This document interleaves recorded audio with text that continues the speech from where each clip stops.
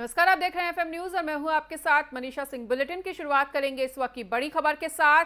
CM योगी का गोरखपुर दौरा है, वहीं पूर्व पीएम चंद्रशेखर की प्रतिमा का उन्हें अनावरण करना है।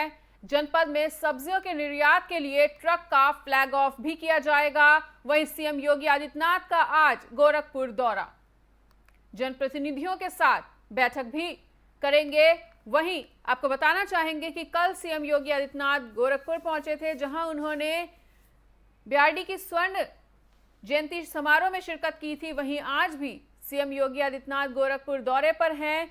तमाम मुद्दों पर चर्चा की जाएगी, विकास कार्यों का वो जायजा भी लेंगे। वहीं आपको बता दें कि पूर्व पीएम चंद्रशेखर की प्रतिमा का उनके द्वारा अनावरण भी किया जाएगा। जनपद में सब्जियों के निर्यात के लिए ट्रक का फ्लैग ऑफ भी है। वहीं जनप्रतिनिधियों के साथ बैठक करेंगे सीएम योगी।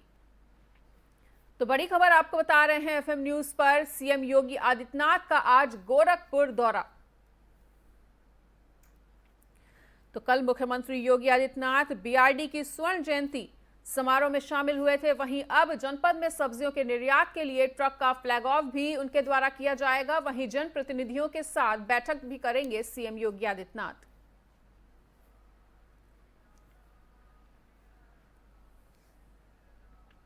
तो आपको बता दें कि मुख्यमंत्री कल सुबह गोरखपुर पहुंचे और बीआरडी मेडिकल कॉलेज की स्वर्ण जयंती समारोह में वो शामिल हुए।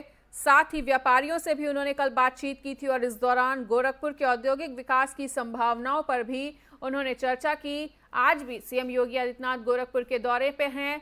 वहीं तमाम मुद्दों पर चर्चा की जाएगी उनके द्वारा। वहीं सीएम योगी आदित्यनाथ का गोरखपुर दौरा काफी मायनों में खास। पूर्व पीएम चंद्रशेखर की प्रतिमा का सीएम योगी आदित्यनाथ अनावरण करेंगे। वहीं जनपद में सब्जियों के निर्यात हेतु ट्रक का फ्लैग ऑफ भी किया जाएगा। जनप्रतिनिधियों के साथ सीएम योगी बैठक करेंगे और बैठक में भी तमाम मुद्दों पर चर्चा की जाएगी। तो जैसा कि सीएम योगी आदित्यनाथ 2 दिवसीय गोरखपुर दौरे पर हैं, कल उन्होंने बीआरडी मेडिकल कॉलेज के स्वर्ण जयंती समारोह में शिरकत की थी और कल ही दोपहर के बाद उन्होंने उद्यमियों और व्यापारियों के साथ विभिन्न मुद्दों पर संवाद किया। रात उन्होंने गोरखनाथ मंदिर में बिताई। वहीं आज भी सीएम योगी आदित्यनाथ गोरखपुर दौरे पर हैं। तमाम जनप्रतिनिधियों के साथ उनकी बैठक का भी आयोजन है। वहीं सीएम योगी आदित्यनाथ का आज गोरखपुर दौरा। पूर्व पीएम चंद्रशेखर की प्रतिमा का अनावरण सीएम योगी आदित्यनाथ करेंगे। वहीं जनपद में सब्जियों के निर्यात के लिए भी ट्रक का होगा फ्लैग ऑफ। जनप्रतिनिधियों के साथ बैठक होगी। वहीं इस बैठक में तमाम मुद्दों पर भी चर्चा की जाएगी।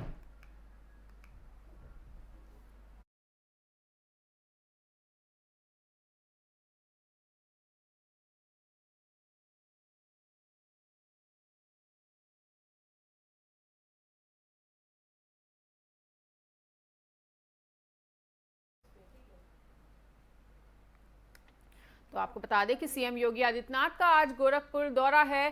तमाम जनप्रतिनिधियों से वो मुलाकात भी करेंगे और इस दौरान बैठक का भी आयोजन है। बैठक में भी तमाम मुद्दों पर चर्चा की जाएगी।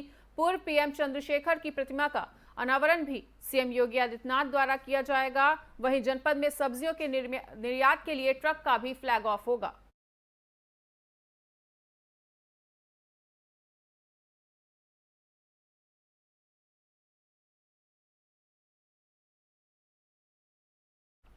रायबरेली नगर निकाय चुनाव की तारीखों का भी ऐलान नहीं हुआ है, लेकिन आम आदमी पार्टी अपने पूरे दमखम के साथ चुनावी मैदान में उतर चुकी है और आज रायबरेली शहर में आम आदमी पार्टी के नगर अध्यक्ष कासिम खां उर्फ सानू मोटा के द्वारा एक पदयात्रा भी निकाली गई, जिसमें सैकड़ों की संख्या में लोग मौजूद रहे और आम आदमी पार्टी जिंदाबाद के जमकर नारे लगाती हुई नजर आई।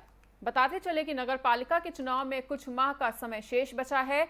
ऐसे में सभी राजनीतिक पार्टियों के संभावित प्रत्याशी मैदान में उतर पड़े हैं, जो अपना प्रचार प्रसार दमखम के साथ कर रहे हैं। वहीं बात अगर आम आदमी पार्टी की जाए तो आम आदमी पार्टी भी इस बार पूरे दमखम के साथ चुनावी मैदान में कूद पड़ी है।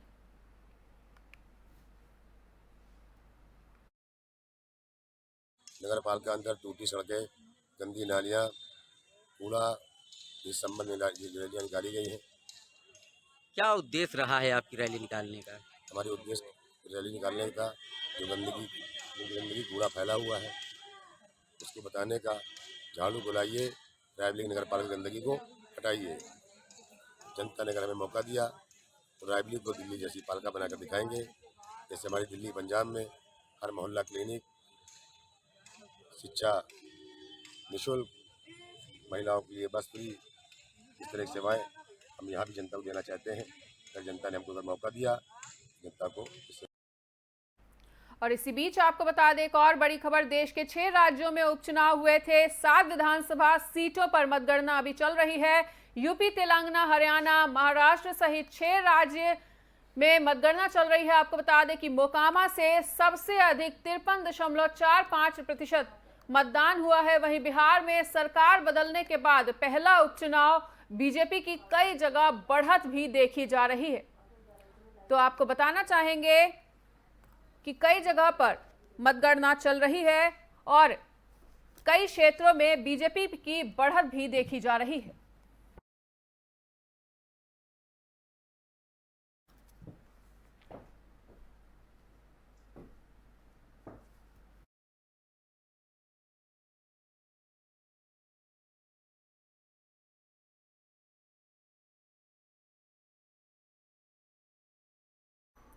और इसी खबर पर अधिक जानकारी के लिए हमारे साथ प्रभाकर जुड़ चुके हैं। तो प्रभाकर, जिस तरह से मतगणना चल रही है, तमाम कड़े इंतजाम भी किए गए हैं सुरक्षा के, किस तरह से चुनावी आंकड़ा आगे बढ़ते हुए? देखिए, मैं आपको बता दूं, गोला विधानसभा उपचुनाव की आज मतगणना हो रही है, जिसमें जो है 7 प्रत्याशियों के भाग्य का फैसला आज हो रहा है और गिनती लगातार जारी है। 9 राउंड पूरे हो चुके हैं। 9 राउंड में बीजेपी को 36,528 वोट मिले हैं और सपा को 25,631 वोट मिले हैं, जिसमें बीजेपी जो है वो 10,000 वोट से आगे है। तो कहीं ना कहीं ये देखा जा रहा है 10 राउंड की मतगणना पूरी हो गई है और बीजेपी 10,000 वोट से आगे चल रही है और टोटल 32 राउंड होने हैं। तो ये देखा जा रहा है कि फिलहाल अभी तो बीजेपी आगे है और बीजेपी जीत का आंकड़ा भी पार कर सकती है। जी बिल्कुल प्रभाकर, और जिस तरह से बिहार उपचुनाव के लिए भी काउंटिंग चल रही है, गोपालगंज में बीजेपी आगे चल रही है, मोकामा में आरजेडी आगे, राजद की बढ़त पर जितिन राम मांझी ने भी ट्वीट किया है। तो क्या लगता है कि किस क्षेत्र में किसकी सरकार? देखिए, बिल्कुल ये जो है लगातार जो पार्टी आगे लीड कर रही है, शुरुआत में ये कहा जाता है जो शुरुआत में पार्टियां लीड करती हैं वही आखिरी में जीत का आंकड़ा पार करती हैं। तो इसलिए शुरुआत से ही अमनगिरी, जब यहाँ गोला में उपचुनाव की जो काउंटिंग हुई, शुरुआत से ही अमनगिरी आगे हुए, पहले 3300 वोट से, फिर 4100 वोट से, फिर 5000 वोट से, फिर 6000 वोट से, और लगातार इस बार 9 राउंड की मतगणना पूरी हो गई है तो इस बार 10,000 वोट से आगे हैं। तो कहीं ना कहीं यही देखा जा रहा है कि जो पार्टी पहले लीड करती है वही आखिरी में जीत का आंकड़ा भी पार करती है। तो ये शुरुआती जो दौर होती है वही महत्वपूर्ण होती है इसमें काउंटिंग में, चूंकि जो है धीरे धीरे आंकड़ा फिर उसको जो पार्टी कम वोट पा रही होती है, जैसे सपा यहाँ पे कम वोट पा रही है, 10,000 का अंतर है, तो अब उसको पार करने में फिलहाल तो मुश्किलें देखी जा रही हैं। लेकिन आगे क्या होता है वो तो आने वाला वक्त ही, अभी 32 राउंड जब पूरे हो जाएंगे तो पता चलेगा। जी बिल्कुल प्रभाकर, और जिस तरह से आपने गोला गोकर्ण सीट की बात की जाए तो गोला गोकर्ण सीट पर बीजेपी प्रत्याशी अमन गिरी 8,672 वोटों से आगे चल रहे हैं। जी बिल्कुल, अभी जो 8वें और 7वें राउंड की पूरी हुई थी मतगणना, तब वो 8,672 वोटों से आगे थे। फिलहाल अभी जो करंट अपडेट है, मैं यही मौके पर मौजूद हूँ, तो 10 राउंड पूरे हो चुके हैं। 10 राउंड में 10,000 वोट से फिलहाल वो आगे हैं और अब देखने वाली यही बात होगी कि 32वें राउंड तक कितना ये आंकड़ा जाता है और अमन गिरी को कितने वोट प्राप्त होते हैं। जी बिल्कुल प्रभाकर, और अगर बिहार की भी बात की जाए तो बिहार में नई सरकार बनने के बाद पहला उपचुनाव हो रहा है। मोकामा में दूसरे राउंड की काउंटिंग में आरजेडी प्रत्याशी नीलम देवी आगे चल रही हैं। जी देखिए, बिल्कुल बिहार में आरजेडी का उपचुनाव चल रहा है। बिहार में जो आरजेडी है वो आगे चल रही है, तो कहीं ना कहीं शुरुआती दौर उसके लिए भी महत्वपूर्ण है, क्योंकि शुरुआती में आरजेडी आगे है। तो ये भी जा सकता है या कहा जा सकता है कि आरजेडी ही लीड आखिर तक हो सकता है पार कर दे। जी बाकी तो आने वाला वक्त बताएगा।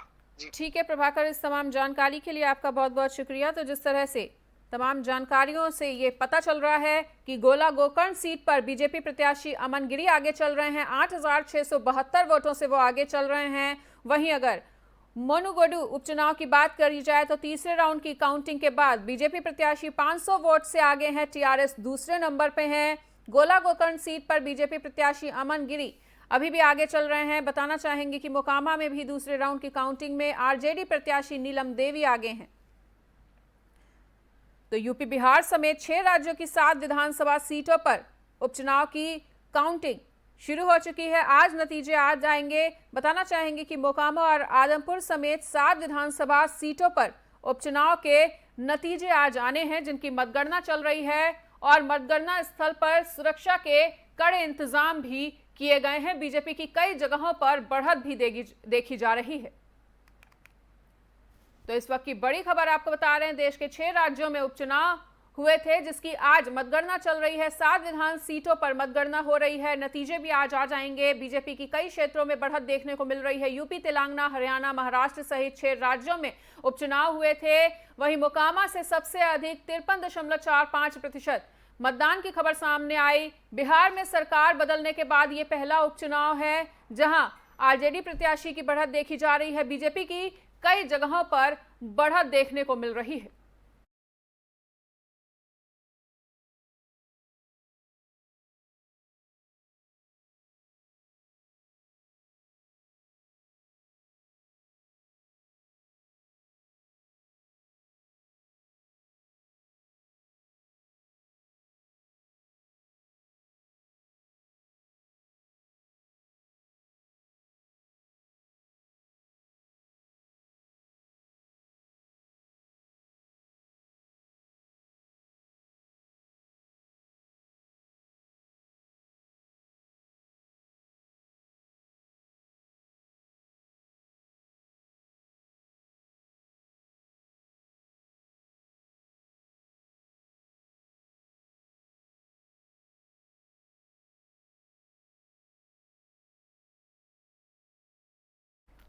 उत्तर प्रदेश में काबिज योगी आदित्यनाथ सरकार के नगर विकास मंत्रालय द्वारा नगर पालिका परिषद महोबा को सम्मानित किया गया है और नगर में सफाई व्यवस्था को दुरुस्त रखने के लिए पालिका परिषद महोबा को इस सम्मान से नवाजा गया है। जिसके बाद नगर पालिका अध्यक्ष दिलाशा सौरभ तिवारी ने प्रदेश सरकार द्वारा दिए गए इस सम्मान का श्रेय सफाई कर्मियों को देते हुए उनके सम्मान समारोह का आयोजन किया, जिसमें बतौर मुख्य अतिथि पहुंचे हमीरपुर महोबा तिंदवारी सांसद पुष्पेंद्र सिंह। वहीं बता दें कि पुष्पेंद्र सिंह ने पालिका अध्यक्ष दिलाशा सौरभ तिवारी की जमकर प्रशंसा की है और इसी के साथ ही पालिका परिषद में भारत माता की प्रतिमा का अनावरण भी किया गया।